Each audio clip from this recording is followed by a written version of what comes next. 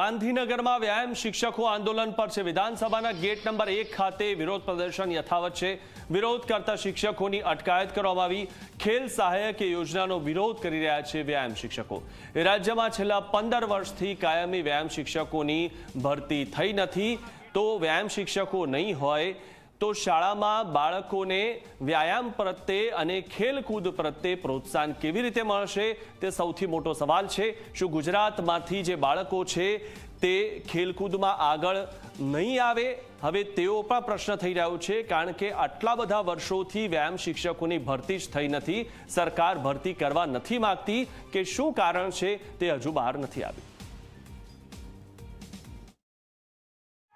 છેલ્લા લાંબા સમયથી વ્યાયામ શિક્ષકના ઉમેદવારો પોતાની માંગણીને લઈને ગાંધીનગર ખાતે વિરોધ પ્રદર્શન કરી રહ્યા છે। આ દ્રશ્યો તમે જોઈ શકો છો ગાંધીનગરના કે જે આજે વ્યાયામ શિક્ષકો વિધાનસભાના ગેટ નંબર 1 તરફ આગળ વધી રહ્યા છે। તેમની માંગણી છે કે છેલ્લા 14 વર્ષથી જે વ્યાયામ શિક્ષકોને ભરતી કરવામાં આવી નથી, તે ભરતી કરવામાં આવે છે। ખેલ સહાયક પ્રથા જે બંધ કરીને કાયમી ભરતી કરવામાં આવે। જો રાજ્યમાં ઓલિમ્પિકનું આયોજન થતું હોય, ખેલ મહાકુંભ થતો હોય, તો વ્યાયામ શિક્ષકો જરૂર છે તેવી માંગ છે। વાત કરીશું કેટલાક લોકો સાથે। શા માટે વિરોધ? અમારી એક જ માંગ છે, ખેલ સહાયકને કાયમી કરો। છેલ્લા 15 વર્ષથી ભરતી નથી કરી, તો અમારી એક જ માંગ છે, ભરતી કરો। બીજું હવે અમે કંઈ કહેવા નથી માંગતા। શું માંગણી છે? અમારી વ્યાયામ શિક્ષકની કાયમી ભરતી થાય, એ જ અમારી એક જ માંગણી છે, કાયમી ભરતી કરો। અમે છેલ્લા 15 વર્ષથી આના માટે લડીએ છીએ, પણ અમારે કોઈ પ્રાથમિક શાળામાં કોઈ ભરતી થતી નથી વ્યાયામ શિક્ષકની। અમને કરાર ઉપર લીધા 11 મહિનાના, એમાં પણ અમને 9 મહિને છૂટા કરી દેવામાં આવે। તો અમારી એક જ માંગ છે કે વ્યાયામ શિક્ષકની કાયમી ભરતી કરો, બસ એક જ ભરતી કે વ્યાયામ શિક્ષકની કાયમી ભરતી કરો। શું કેવું સરકારનું? સરકાર કોઈ જવાબ જ નથી આપતી। અમે છેલ્લા 17 તારીખથી અહીંયા એક અઠવાડિયા 8-9 દિવસથી અહીંયા બેઠેલા છીએ, પણ અમને કોઈ પ્રકારનો કોઈ જવાબ નથી આપવા માંગતી સરકાર। અન્ય કેટલાક લોકો જોડે છે, તેમની સાથે વાત કરીશું। શું લાગણી માંગણી? સાહેબ, આજ 17 તારીખથી અમે બેઠા છીએ, અત્યાર સુધી કોઈ મંત્રી કે સીએમ સાહેબ કે કોઈ અમને જવાબ નથી દેતો। આજ આરોગ્યવાળાનું ડિબેટમાં કરીને અને ત્યાં એમના બધાના જવાબ આપે છે, બધી વાત થાય છે, ચર્ચા થાય છે। તો શું શાળાની અંદર ફિઝિકલ એજ્યુકેશન જરૂર નથી? આજ 17 દિવસ થયા, 17 તારીખથી અમે જવાબ માંગ્યું છે, હજી સુધી જવાબ નથી દીધો। અન્ય એક મહિલા સાથે વાત કરીશું। બેન, શું માંગણી છે?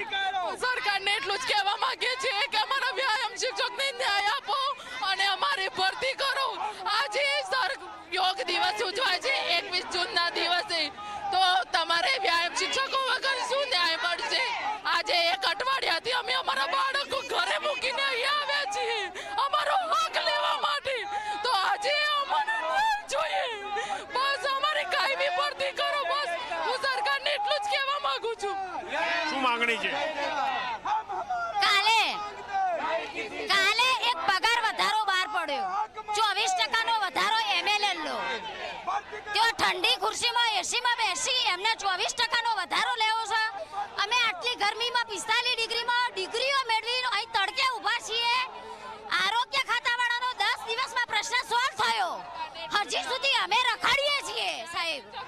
તમે જોયું કે આ એ વ્યાયામ શિક્ષકના ઉમેદવાર છે, બીપીએડ, સીપીએડ અને એમપીએડ જેટલા ઉમેદવારો છે, જેમની લાગણી અને માંગણી છે કે ખેલ સહાયક પ્રથા બંધ કરવામાં આવે, કોન્ટ્રાક્ટ પ્રથા બંધ કરવામાં આવે, કાયમી તેમની ભરતી કરવામાં આવે। છેલ્લા 15 વર્ષથી રાજ્યમાં વ્યાયામ શિક્ષકની પ્રાથમિક શાળામાં ભરતી થઈ નથી, તો માંગણી છે કે તેમની ભરતી કરવામાં આવે। દ્રશ્યો તમે જોઈ શકો છો કે વ્યાયામ શિક્ષકોના ઉમેદવારો જે છે તે ગાંધીનગર વિધાનસભાના ગેટ નંબર 1 તરફ આગળ વધવાનો પ્રયાસ કરી રહ્યા છે, તો પોલીસ તેમને અટકાવીને ઊભી રહી છે। એટલે કહી શકાય કે સીધી રીતે પોલીસ અને વ્યાયામ શિક્ષકો વચ્ચે ઘર્ષણ થવાની શક્યતાઓ જોવાઈ રહી છે। વ્યાયામ શિક્ષકો એક જ માંગણી સાથે ગાંધીનગર પહોંચ્યા છે કે ખેલ સહાયક યોજના છે તે બંધ કરવામાં આવે, કોન્ટ્રાક્ટ પ્રથા યોજના છે તે બંધ કરવામાં આવે, કારણ કે કેટલાક જિલ્લામાં મૌખિક આદેશથી વ્યાયામ શિક્ષકને છૂટા કર્યા છે, તો કેટલાક જિલ્લામાં પગારની વિસંગતતા પણ જોવા મળે છે। અધિકારીઓને નિયમોની ખબર નથી, માટે એક જ માંગ છે કે